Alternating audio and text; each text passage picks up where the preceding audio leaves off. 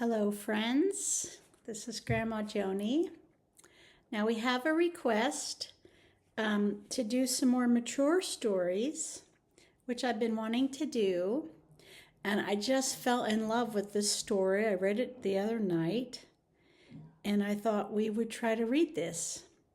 This is from the book. It's a short story compilation. I love short stories and children's stories. This is Celtic Tales. From this compilation, Fairy Tales and Stories of Enchantment from Ireland, Scotland, Brittany, and Wales. Lots of great stories in here, and the one I liked is this story I came across, and it's called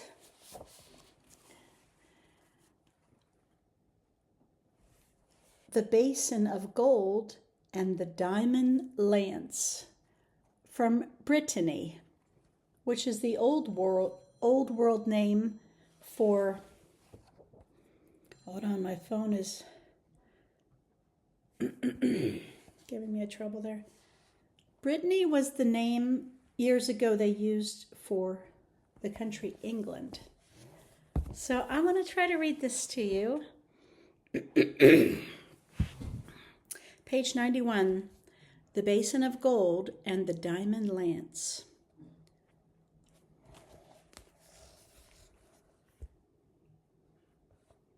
Once upon a time, near the town of Venice, there lived an orphan boy named Pieronic. Brittany was in hard times, for the city of Nantes was besieged by the French, and the French soldiers had so devastated the surrounding country that there was nothing left but shrubs for the goats to nibble. The people were starving, and the soldiers of Brittany who had not died of wounds were dying of hunger. But Pieronic was a happy and resourceful lad. When he was hungry, he asked the farm women of the countryside for their broken bread. When he was thirsty, he drank at springs. And when he was sleepy, he sought out a haystack and curled himself within its shade. One day Pieronic came to a farmhouse, built on the edge of a forest. And as he was well-nigh famished, he went to the door and asked for a crust of bread. The farmer's wife was scraping out the porridge pot with a flint, and she gave Pieronic the pot to finish. He sat down on the doorstep, and putting the saucepan between his knees, began to scrape away with a will. "This is oatmeal fit for a king," he exclaimed, "'twixt ravenous mouthfuls." The farmer's wife was delighted at the praise of her porridge. "Poor lone boy," she said. "There's not much left, but I will give you some homemade bread." She brought the lad a small loaf fresh from the oven, and he bit into it like a wolf, declaring that it must have been kneaded by the baker of my Lord Bishop of Vannes. The peasant woman, bursting with pride to hear her bread so applauded, said it was much better with butter, and she brought Pieronic a pot of butter freshly churned.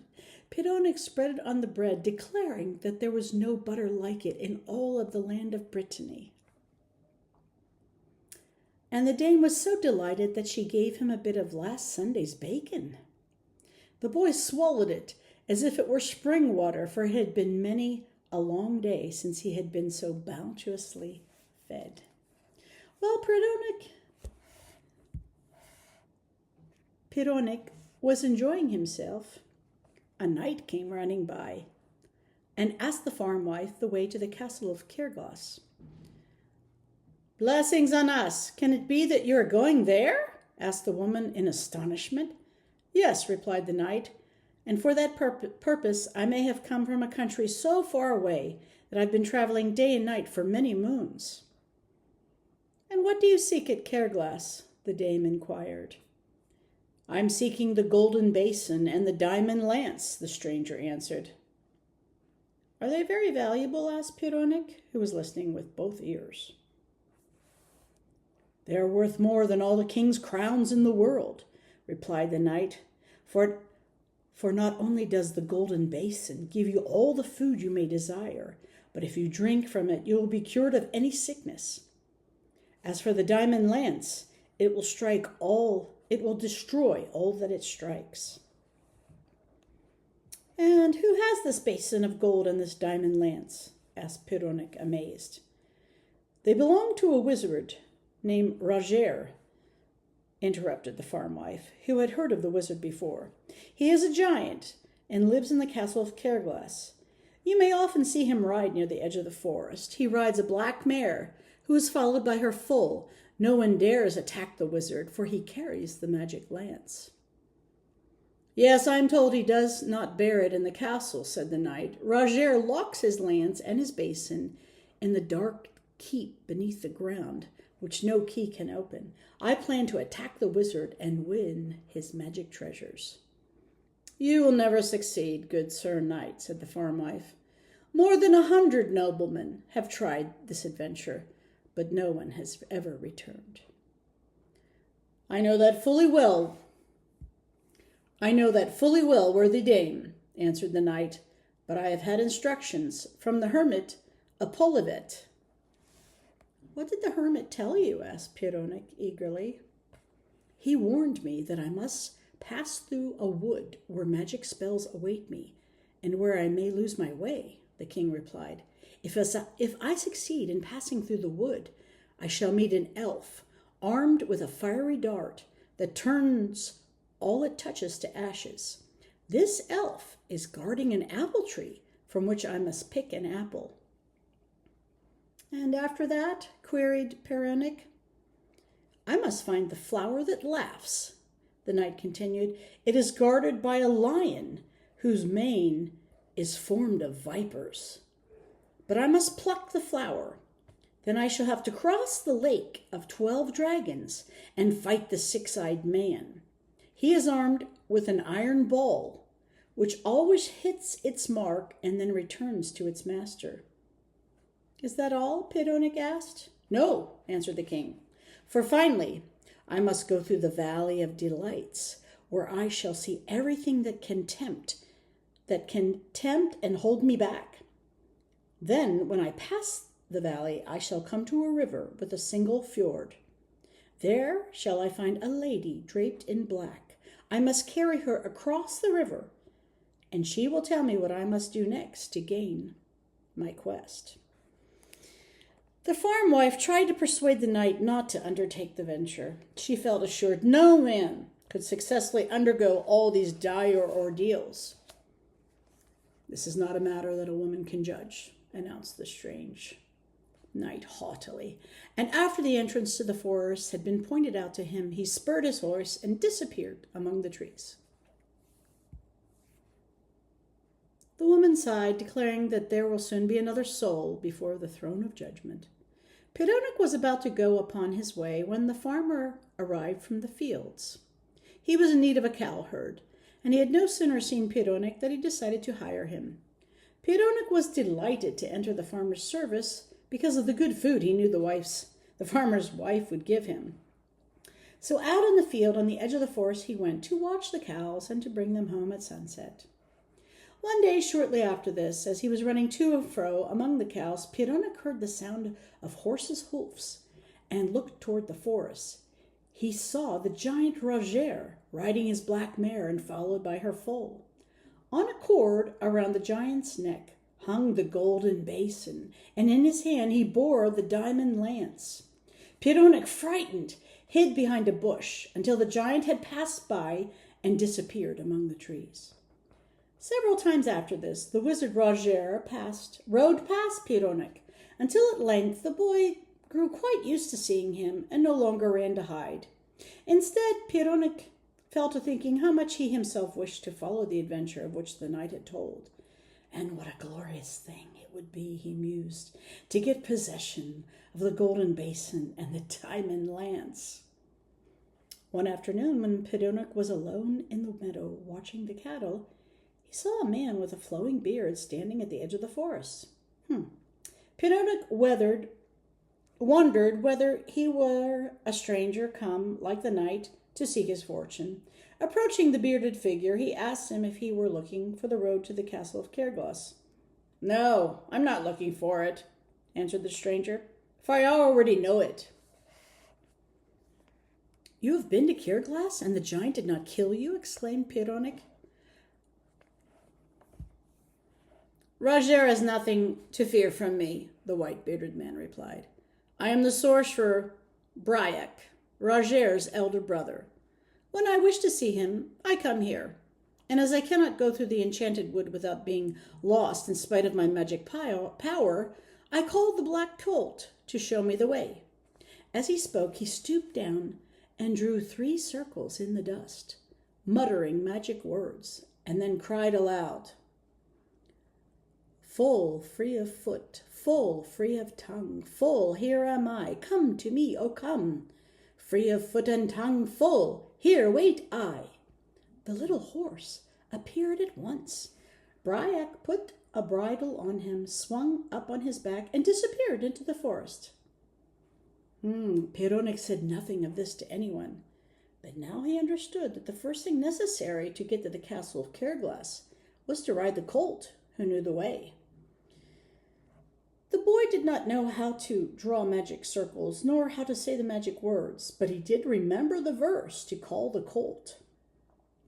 He had thought long and hard about the tasks that lay before him: to gather the apple, pluck the flower that laughs, cross the lake of dragons, escape from the 6-eyed man, and pass through the valley of delights. So, Pironic made a bridle of flax, a snare to catch snipe, which he dipped in holy water, and a linen bag which he filled with glue and lark's feathers.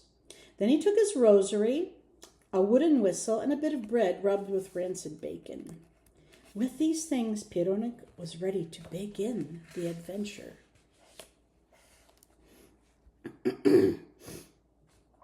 The next morning he took the bread the farmer's wife had given him and crumbled it along the path, that the giant Roger would be sure to follow. In a short time, Roger appeared out of the woods and crossed the meadows just as he had done before.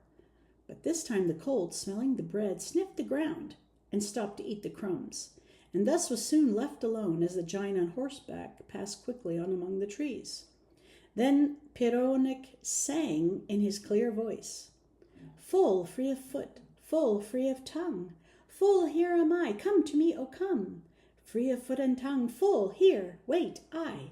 The fool stopped, turned, and quickly came to Pironic, who gently bridled him. The lad then jumped up on his back and gave the colt his head, for he was sure the colt knew the way to Cairglass. And indeed, without the slightest hesitation, the colt took one of the wildest paths into the forest and trotted quickly into its gloomy depths. The ride was terrible to Pironic, and he trembled with fear, for the forest was enchanted, and spells were cast to terrify him. The trees appeared to be in flames, or loomed appallingly like specters of some other world. The streams became enraged torrents, and overhanging rocks seemed about to topple. Pironic pulled his cap over his eyes so he could not see what dread shapes surrounded him, and the colt bounded ever forward. At last they came out of the forest to a plain where the spells were ended. Pironic now dared to look about him. It was a desolate spot, and here and there were skeletons of nobles who had come to seek the castle of Cairglass. Pironic, shuddering, passed quickly onward and came at length to a meadow, shaded by a mighty apple tree that groaned beneath its load of fruit. Near the tree, stood an elf, and in his hand was the fiery dart that turned all that it touches to ashes. When the elf saw Pironic, he uttered a loud cry and instantly raised the dart. But Pironic, without appearing at all to look surprised, took his cap in his hand and said politely, "Do not bother about me, little prince. I am going through the meadow only to reach Cairglass." "And who are you?" demanded the elf, lowering his arm. "I am Pironic, you know," answered the boy. "I know nothing of the kind," retorted the elf. "I pray you to not let me waste my time," said Pironic. "I have the wizard's colt, and I must take it on to Cairglass." The elf, seeing that indeed he did have the colt, was about to let him pass when he noticed the snare Pironik was carrying. "What is that for?" he asked. "That is to catch birds," Pironik replied. "Nothing that flies can escape its meshes." "I'd like to be assured of that," said the elf. "My apple tree is plundered by the blackbirds. Get your snare ready, and if you catch a blackbird, I will agree to let you pass." Pironik accepted the proposal. He tied the colt to a branch, then went to the trunk of the tree, fixed one end of the snare to it, and asked the elf to hold the other end while he prepared the pegs. The elf did so. Then Pironik deftly tightened the slip knot, and in a trice the elf found himself captured in the snare. The elf uttered a howl of rage and fought to free himself, but the cord, which had been dipped in holy water, held him tightly. Pironik picked an apple from the tree, mounted once more upon the back of the foal, and rode off while the elf still raged within the snare. Pironik soon left the plain behind him and came to a lovely glade with sweet shrubs and plants of every delicious fragrance. In the midst of all nodded the mysterious laughing flower. But a lion was guarding this glade. He had a mane of vipers, and his growl resounded like the rumblings of thunder. Pironik took off his cap to the lion, wished him good luck, and then asked if this were the right road to Cairglass. "And what business have you at Cairglass?" roared the lion, fire flashing from his eyes. "I'm returning the wizard's colt, don't you see?" Pironik asked in return. "Well, yes," the lion did see it. "But before I let you pass, reveal the contents of your bag," commanded the mighty beast, approaching Pironik and sniffing the snack which held the feathers and the glue. "I shall be glad to," said the boy, "but beware, for what is in it might fly out." "Oh, birds, open it a little then, and let me look in," growled the beast, who by now had become very curious indeed. That was just what Pironik wanted. So he held out the bag half opened, and the lion plunged in his head. Of course, the feathers and the glue stuck to him, and Pironik quickly pulled the string and fastened it tightly around the lion's neck. Then he rushed towards the laughing flower, plucked it, and rode off as swiftly as the colt could carry him. Riding thus, it did not take long to reach the lake of the 12 dragons. Across this the lad and the colt had to swim, and hardly had they touched the water than the dragons came crowding to devour them. But this time Pironik did not trouble to take off his cap. He began at once to throw the beads of his rosary to the dragons, who snapped at them as if they had been cherries, and each dragon swallowed a bead and rolled over on his back and died. Thus Pironik and the colt swam safely to the far side of the lake. But Pironik had yet to enter the valley, watched over by the six-eyed man, and before long he beheld the sinister figure in the narrow entrance to the valley. He was chained to a rock by one foot, and had in his hand the iron ball which always hits that which it is thrown at, and then returns to its master. His 6 eyes each took their turns watching while the others slept, so that it was impossible to pass through the valley without the man seeing. At this moment all 6 eyes were open. Pironik knew that if the 6-eyed man saw him, he would hurl the iron ball and it would crush him. So he dodged among the woods. In this way managed to get close to the man, who had just sat down to rest and had closed 2 of his eyes. Encouraged by this, Pironik began to sing a lullaby in his soft and musical voice, and the man shut his 3rd and 4th eyes. Pironik sang on, and the man slowly closed his 5th eye. The lad then began to chant the vespers, and before he had finished, the 6-eyed man was fast asleep. The lad now took the colt by the bridle and led him noiselessly over the grass-grown rode. He passed the six-eyed man without a sound, and entered at length to the Valley of Delights. This valley resembled a lush garden with blossoms, fruit trees, and sparkling fountains. The fountains played wine instead of water. The flowers sang, and the trees reached down their branches and offered their bounteous harvest. Pieronic saw tables spread as for a king. He smelled the delicious odor of fresh cakes. Servants waited for his commands. Beautiful maidens danced upon the flower-spangled lawns.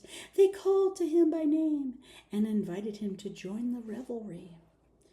Pieronic had all but alighted from the colt, and at once all would have been over for him. Then suddenly the memory of the golden basin and the diamond lance bade him pause. He quickly pulled out his wooden whistle and began to pipe upon it, so as not to hear the sweet voices of the maidens.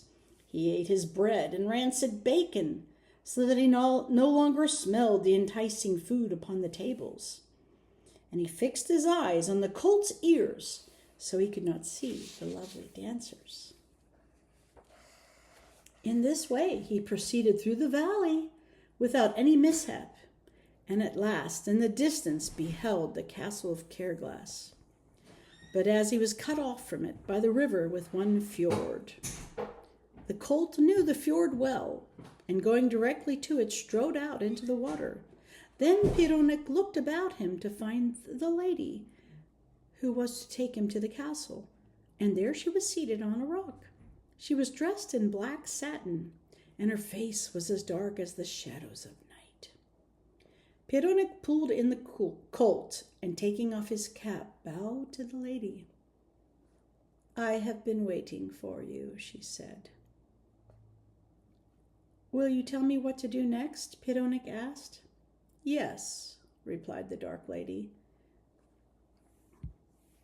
"if you will take me across the river." Pieronic helped her to mount behind him and then continued to ford the river. "Listen," said the lady.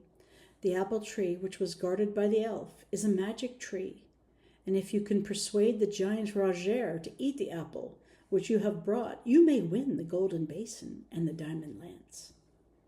"I shall try," said Pieronic, "and if I succeed, how can I obtain the basin and the lance? Are they not hidden in the dark underground chamber which no key can open?" "The flower that laughs," she answered, "opens every door and lights the darkest places." Talking thus, they reached the farthest bank. There Pieronic parted with the lady, and dismounting from the colt, walked toward the castle. Before the entrance gate sat the giant, smoking a pipe of pure gold. When he saw Pieronic alighting from the foal, he shouted in a voice like thunder, "By all the magic powers, that is my colt the young scapegrace is riding." "Yes, it is, greatest of all magicians," said Pieronic, bowing and taking off his cap. "How did you lay hands on it?" the giant roared. "I repeated what I learned from the sorcerer Bryac, your brother," returned Pieronic. "Full free of foot, full free of tongue, full here am I. Come to me, oh come. Free of foot and tongue, full here wait I." "Humph! And what do you want?"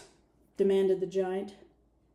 "I have brought you a rare gift from your brother Bryac," Pieronic said, "this magic apple, which will make glad your heart." "So be it then. Give me the apple," said the giant.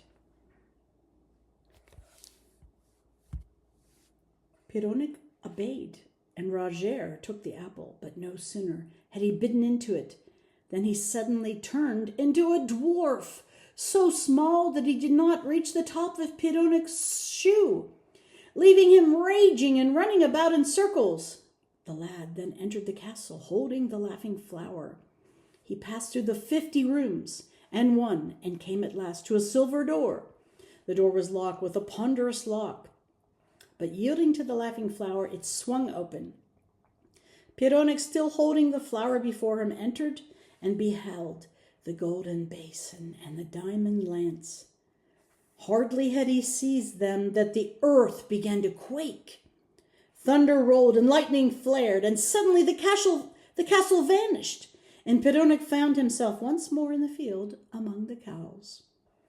But in his hands he clasped the golden basin and the diamond lance. Carrying these treasures, Pironic set out at once for the court of the king of Brittany. When he came to the besieged city of Nantes, a herald was proclaiming that the king would adopt as his heir the man who would deliver the city from the French. When Pironic heard this, he said to the herald, Read your proclamation no more, and take me to the king, for I am he whom he seeks. When Pironic came before the king, he showed him the golden basin and the diamond lance. The king was delighted and promised to make Pironic his heir if the lad could free Nantes from the besiegers.